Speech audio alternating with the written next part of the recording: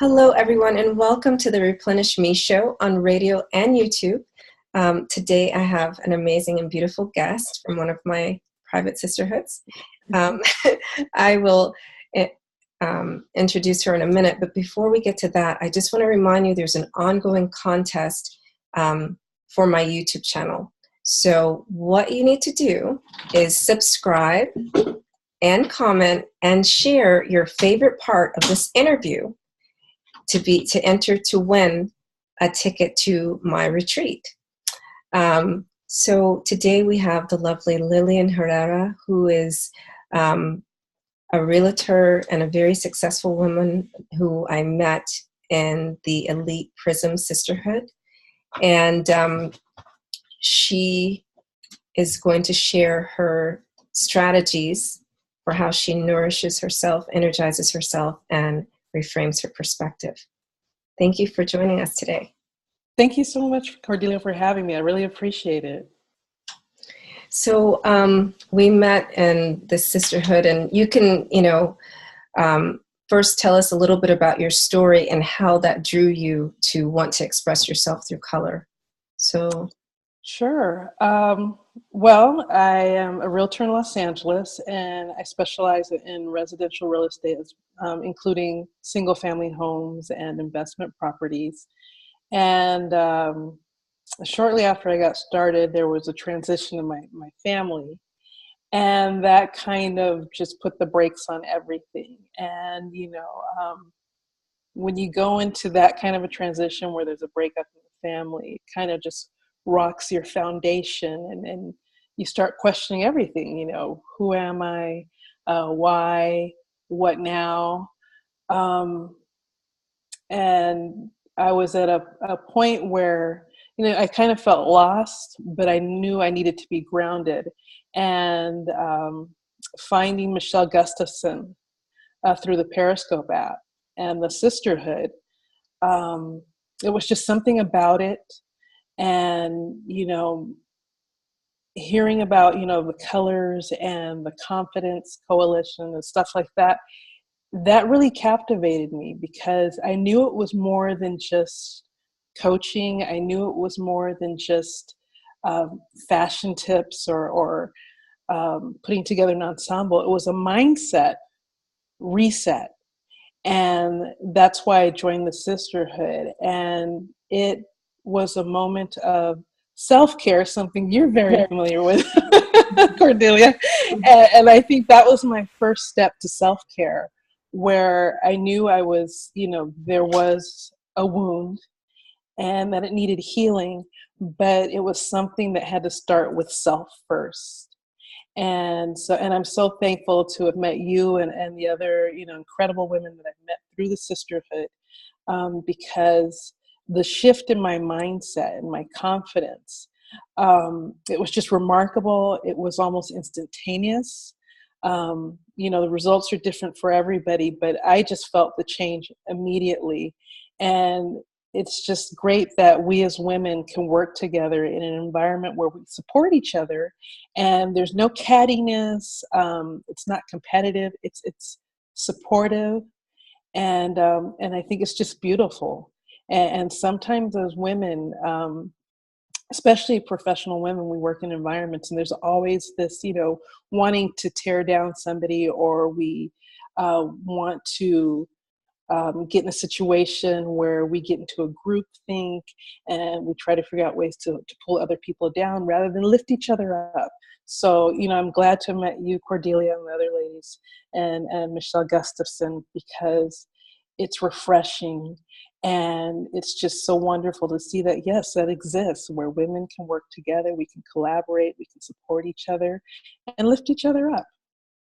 Yeah, I like a lot of what you said, because, it is a mindset.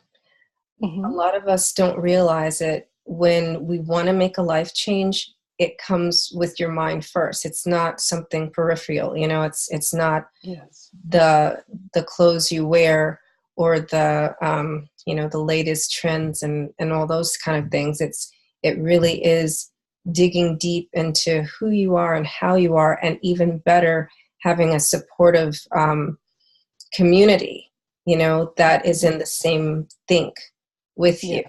So I love that we connected there, and she really cultivates that sisterhood. And I mean, look what it's done for you. So tell me, you've had some successes, some changes in your career since shifting your mindset. Tell us about that. Well, once I started to accept being comfortable with my own skin, if I can't speak for every field or profession, but I know my experience being with two brokers in my line of work. There's always this, trying to fit into a mold, and we're given scripts. We're told, accept rejection, get used to it, and they kind of want everybody to be the same. And it was just really hard for me in the beginning because I felt like I was always going across the grain. And I realized that was because I wasn't able to be genuine.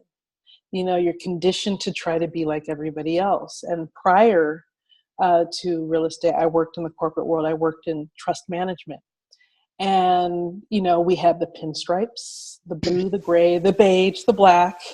And, so you kind of just, everybody looked the same. We had the same thing. And when I did show up in a floral skirt or something different, kind of like, where's the party at? I just felt like being pretty today. So in my field, I think that a lot of people that is the struggle, where you go into the trainings and it's constantly giving you these scripts and read these scripts. But I've found not only with Michelle Gustafson, but I was resisting prior to meeting her and the sisterhood that, most people just want you to be genuine. And they've heard these scripts because there's thousands of people reading these scripts. Yes. And so when you come in, if you're not the first person they've talked to, they've heard it hundreds of times, and they're immediately turned off. And so I realized, okay, I have to figure out how to be me and still be able to, fulfill a service, fulfill a need, and still be happy with who I am and be happy to serve my clients and to be able to connect with them. And that just comes with being genuine and meeting you and meeting the other sisters in our sisterhood, and being able to, walk in my own skin, wear colors that compliment me, be confident in who I am and not doubt who I am when I walk in. It has opened doors for me. And, and it's refreshing when you hear a prospective client tell you, you know what, you're the first person that just came in and asked me, what do I need? You didn't come in with a script. Wow. You wanted to know. And I find that sometimes within the first 5 to 10 minutes, you connect. Yeah. And then once you connect, then you can discuss the need. Right. Because even if there's a need, if you don't get along, if you don't connect, it's just not going to work. Yeah. It's not. I like what you said about being genuine and about your clients feeling that you see them. It's about being the genuineness, right? So you're able to speak your truth and be your truth, and Yes. that new being is just emanating and changing the world, not just your own world, but of your clients. Yes. So let's talk a little bit more about your self-care. What other things are you doing specifically? What strategies have you used in the past year to get yourself to where you are now? I've learned to set time aside for myself, something that I hadn't done before, and I was always burnt out. And it showed. It was like by 8 o'clock in the morning. I'm an early riser. By 8 o'clock, I had my second cup of coffee. I just wanted to take a nap, but I would just, push through. And so I've learned in the last year to listen to my body, listen to my mind.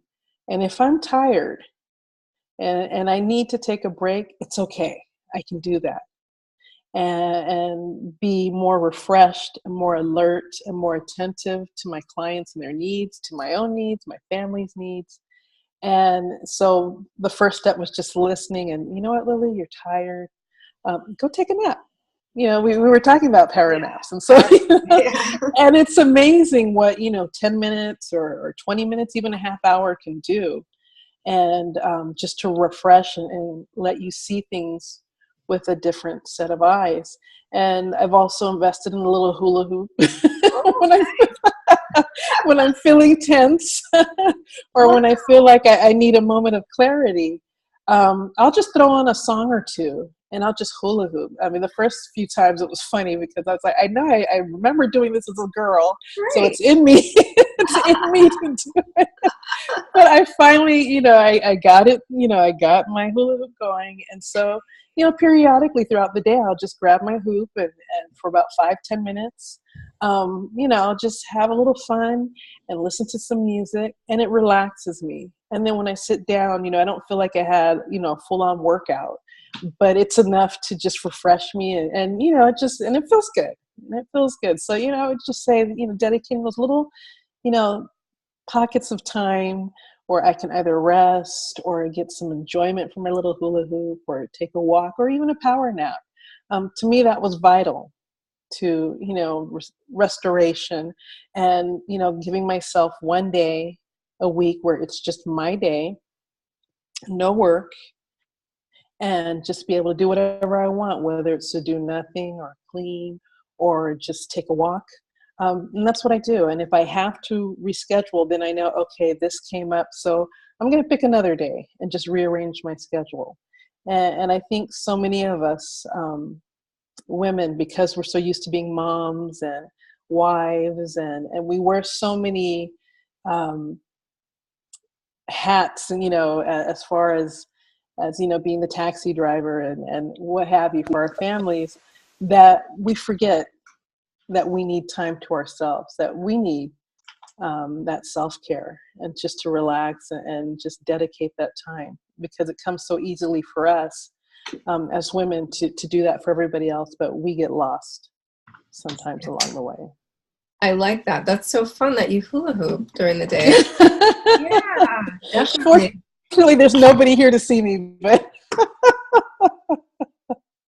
We definitely forget the fun. But that's awesome. I love it. Thank you. Thank you. I may well, I'll ask you the 3 takeaways at the end, but I wouldn't be surprised if you said hula hoop. So what has been the hardest thing to overcome? I know you gave us some of the struggles you had with your wardrobe, but what are some of the mindset things you've had to overcome as a woman in business? I think the first and foremost was realizing that not all of your friends or family want to see you succeed. That kind of hurts. I think we don't expect that. I think we always, feel that they're always going to be our cheerleaders. But sometimes they're the first ones that sow those seeds of doubt in you, or will periodically call you and hey, there's a job opening here. It's no, this is what I do now. And, or they call just to refer you to a job, but yet they would refer a client to somebody else. Mm-hmm. That to me is, that was the hardest for me to wrap my head around. I'm sorry, my son's home from school today, so you might see him running in the background. That's okay. I have a straggler running through my room too. Right, okay. See, we have so much in common. And so for me, that was really hard.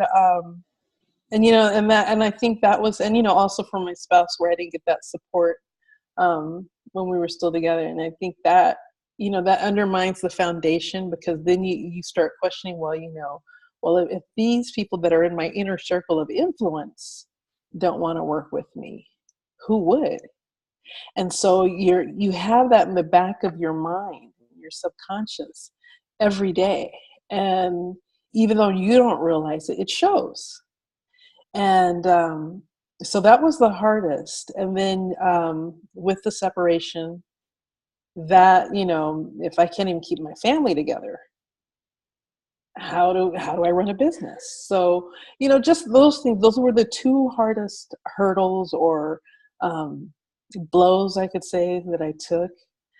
But once I realized that, my success really depends on me and how I bounce back, um, and how much I believe in myself, and how much I believe that people will benefit from a service, and my ability to connect with people and their needs, and to be able to put their needs above my own to facilitate what they're asking for, and to be a team member and not just a service provider. I think, that finally focusing on that, and, with the help of others, and the support of other women, I was able to finally break through. So I love that. A lot of what you're saying is it comes back to the self-talk, Mm-hmm. really. And I mean, your story is not unique in that we do really think if we don't have it together at home, because we're supposed to have it all together because everybody does, right? Right. Or not. Exactly.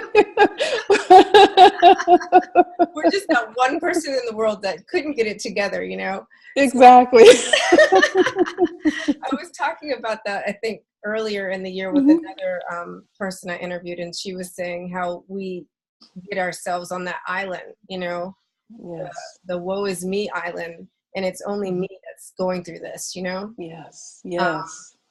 and I like how, you just like totally reframed that whole thing, and you realize that, okay, so my human condition is that I can't have it all together, but I'm really good at this. I'm going to really focus on that and make my genuine connections with my clients and Right. pour myself into that, and in the back end pour myself into me, right? Because Yes. you didn't have a support system, right, from your family, but Right. what did that do when you did that? Then it drew the support that you needed. So now your inner circle is us. Exactly. So see, that's all you have to do. You have to reframe your perspective, and then what you need and who you need comes to you. You kind of pull Yes. in.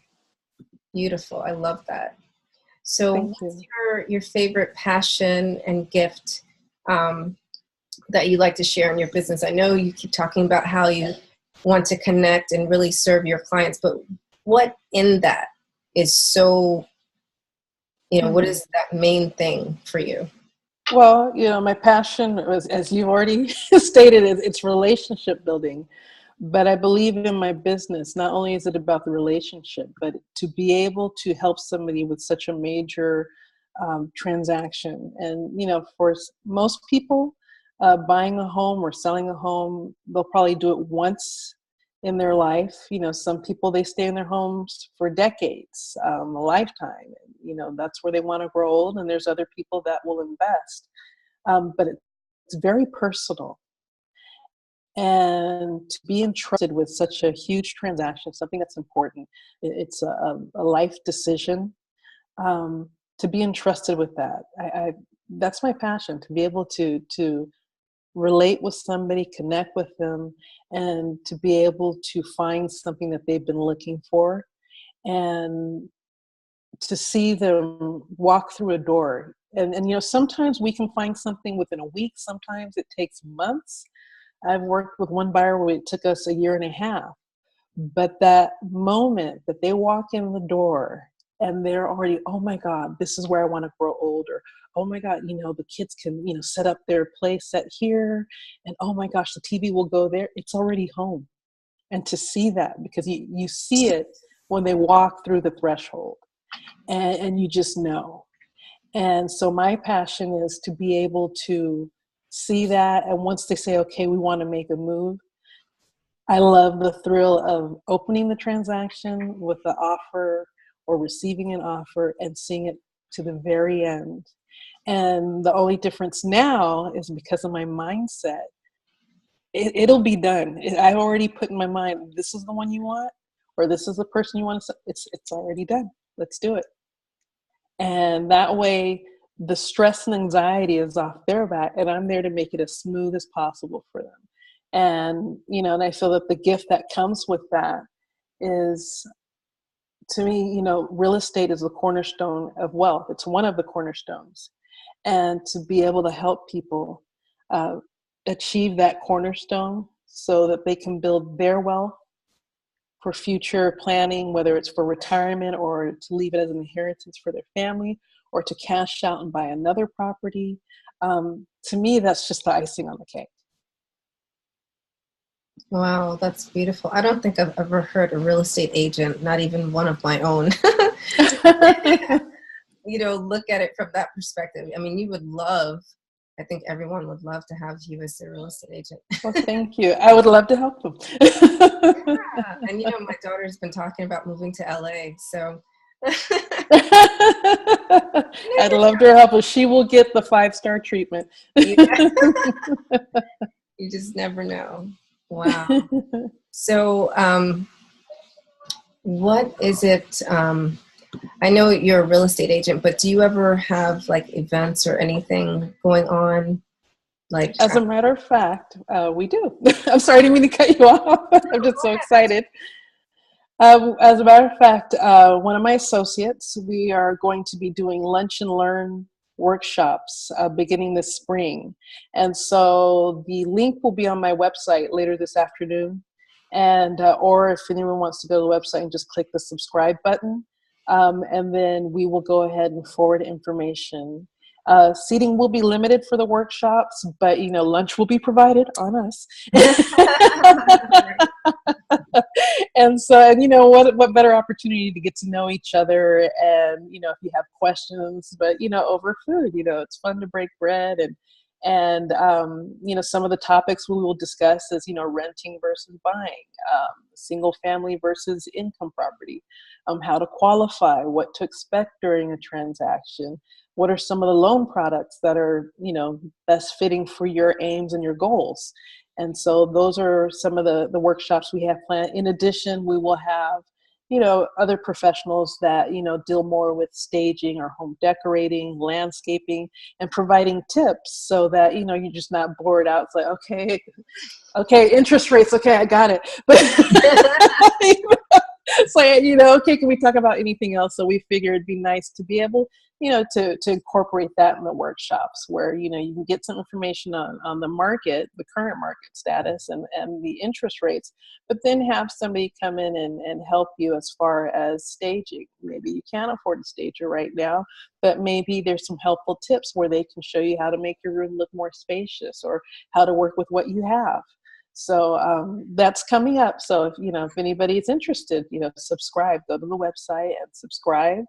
And we'll be more than happy to circulate information to you via email. And you just, if you're in the LA area, just, come on by and break bread with us and get to know us. And we'd love to meet you. I love that. That is a really great idea. Wow. Thank you. Okay, so that's going to be ongoing throughout the spring. Yes, spring and summer. Spring and summer. Okay, good. I like that. See, you're making me want to move to LA more and more. Come on out. I've actually never been to California at all, so that would be neat in itself. Well, you have a sister here, so. No, I do. So, let me ask you: has there been any pivotal moment, like in your life, like an aha moment, where you just knew that you needed to make a shift? What was it that happened, if you want to share, or what was it that that was ultimately the shift for you?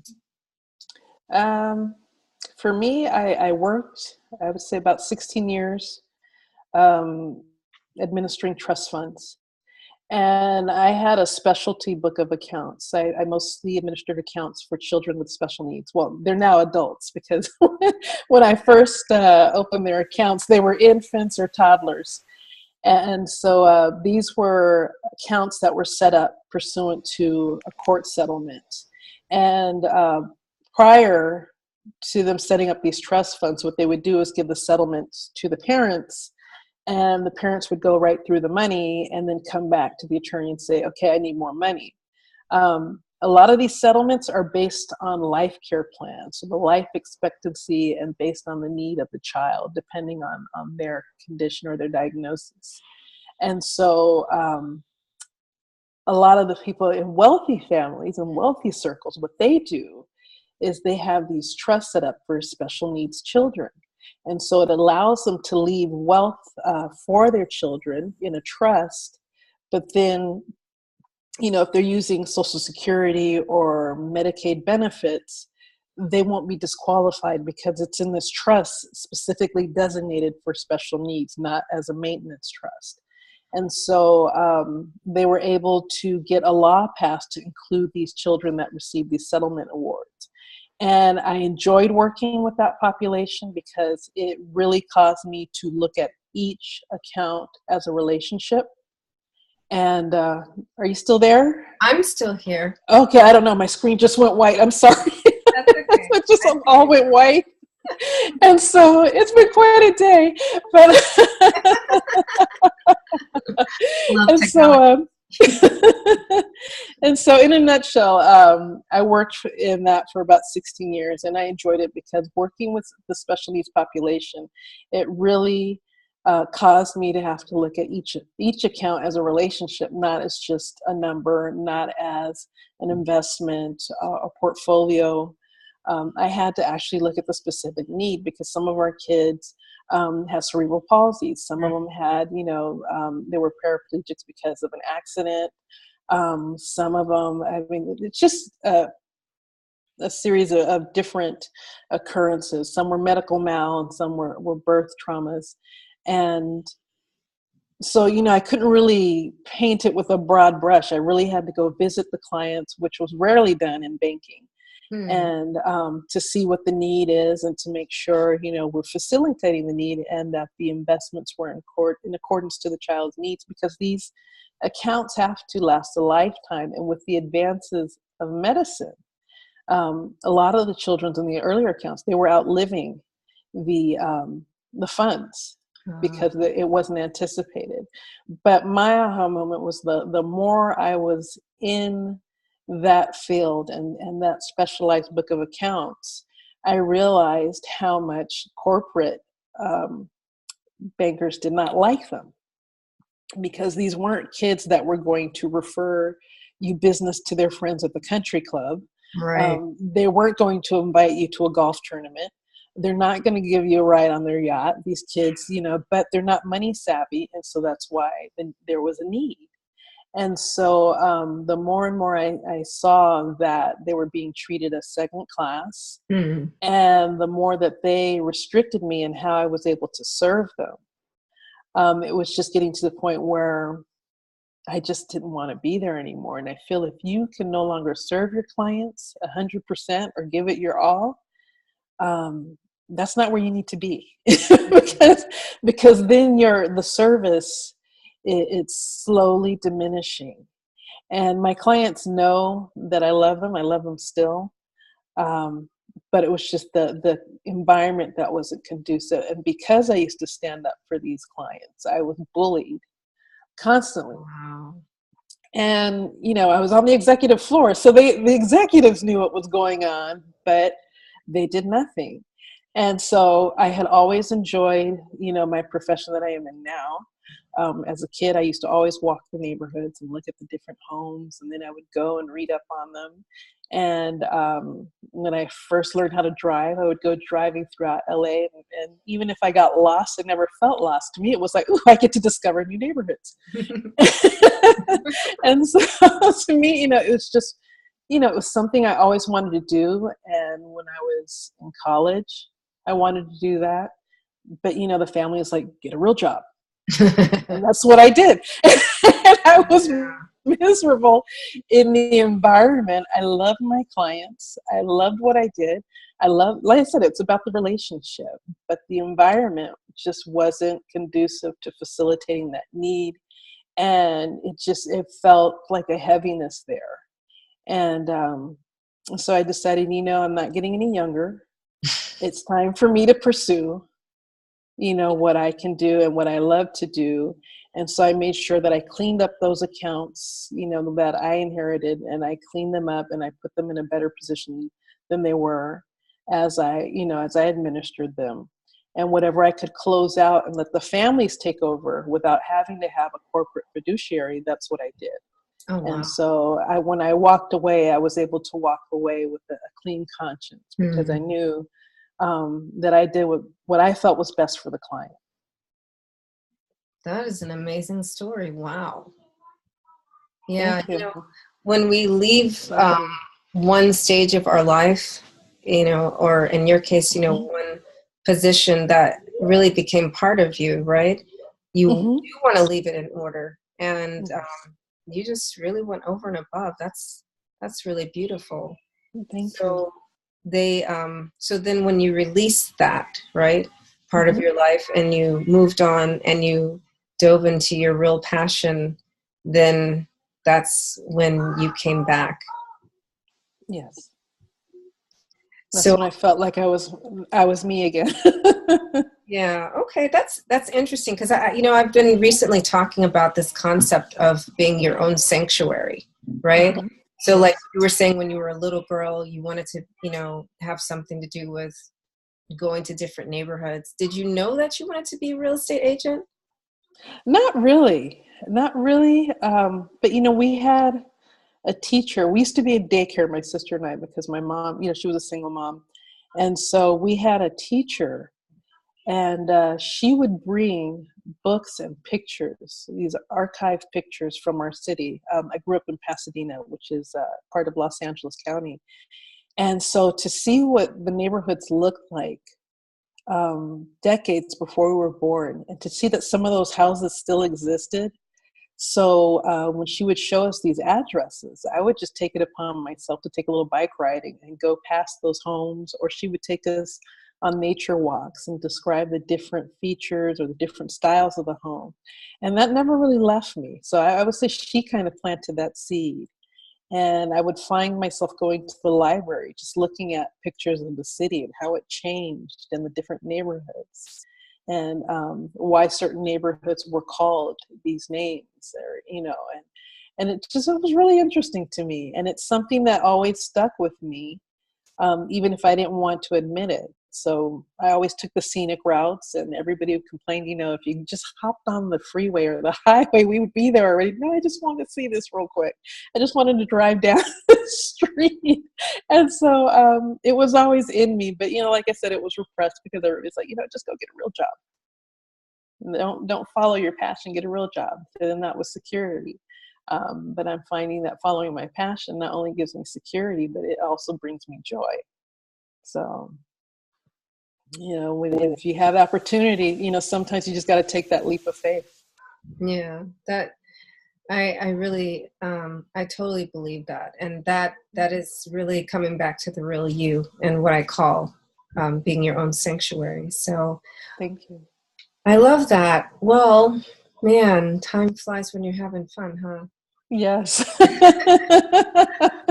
What are we talked about a lot of things today, but what would be the top 3 takeaways, would you say? The top 3, I'm really thankful for my life. Just this, these minutes that we've shared, Cordelia. I had an opportunity, on the sidebar to reflect on, thorns and all, bitter and sweet. I'm really thankful because it's all part of the fabric of who I am. And I'm also thankful for the people that have come into my life, including you and the sisterhood, and not only my clients, but associates and friends that I've made along the way. And I'd say 3, the self-care. And too many of us women, we just have too many hats on, and we forget that we need it too. And sometimes we're just relied on so much as moms, as wives, um, as business women, and sometimes we need to be that sanctuary, as you say, to ourselves, and that self-care is so important. um, because when it really comes down to it, if we don't take care of ourselves, who will? Exactly. Wow. So powerful. Thank you so much No, for thank you, Cordelia, for all that you sharing. do. I think you're amazing. No, I know you're amazing. I just see what you do, and you inspire so many. Thank you for that. Well, I appreciate you sharing with us today, and have a beautiful and amazing rest of your day. You too, Cordelia. Thank you so much for the opportunity, and I wish blessings upon you and your family. Thank you.